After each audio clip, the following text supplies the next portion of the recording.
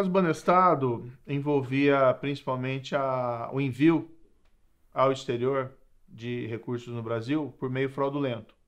Então não há nenhum problema remeter dinheiro para fora do país, nós não temos essas restrições, nem receber dinheiro de fora do país aqui no Brasil.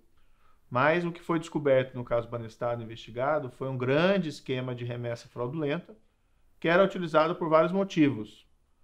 Principalmente, né, em muitos casos era sonegação ou, por exemplo, importação subfaturada, pagamentos, mas tinham casos mais graves que eram de lavagem de dinheiro envolvendo aí corrupção ou tráfico de drogas ou outros crimes, né? Isso foi feito principalmente nas praças bancárias de Foz do Iguaçu, pelos anos ali de 96 a 98, e depois isso adquiriu algumas formas mais sofisticadas de remessa fraudulenta de dinheiro ao exterior.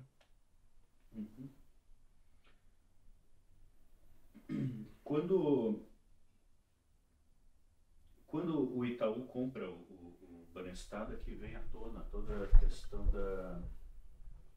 questão de onde que estava o dinheiro lá em Nova York, né? Eles acham lá. E houve uma cooperação muito grande dos Estados Unidos nesse período. Assim.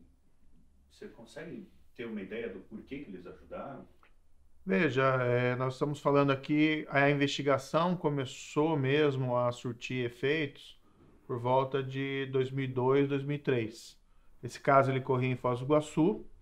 A estrutura da Justiça Federal e Polícia Federal, Ministério Público Federal na época eram insuficientes para lidar com esse caso, pelo menos em Foz do Iguaçu. Em 2003 houve uma decisão de criar varas especializadas em lavagem de dinheiro no país, e uma delas criada foi a minha em Curitiba.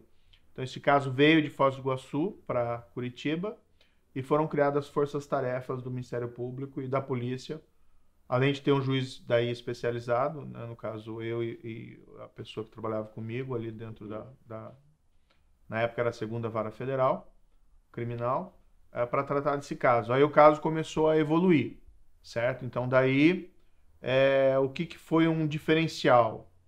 O Banco Itaú de fato comprou o Banestado, né, e passou a ter uma postura proativa para ajudar nas investigações. Entre elas o próprio banco, né, acabou contratando advogados lá no exterior, em Nova York, para que pudesse ser fornecidos os documentos bancários da agência do Banestado em Nova York para as investigações. Paralelamente, houve o 11 de setembro, né, em 2001, e a partir de então passou a haver uma maior preocupação das autoridades norte-americanas com o caráter opaco de determinadas movimentações e de instituições financeiras. Então, as próprias autoridades norte-americanas passaram a investigar bancos em Nova York que utilizavam, vamos dizer assim, tinham muitas contas em nome de offshores e que eram utilizadas principalmente para mera transferência de dinheiro sem que tivesse uma atividade econômica propriamente dito. Isso atingiu vários doleiros brasileiros que tinham essas contas lá em Nova York. A partir das investigações deles, nós também enviamos equipes lá para os Estados Unidos e houve um compartilhamento dessas provas. Então, as investigações deles acabaram contribuindo às investigações aqui no Brasil.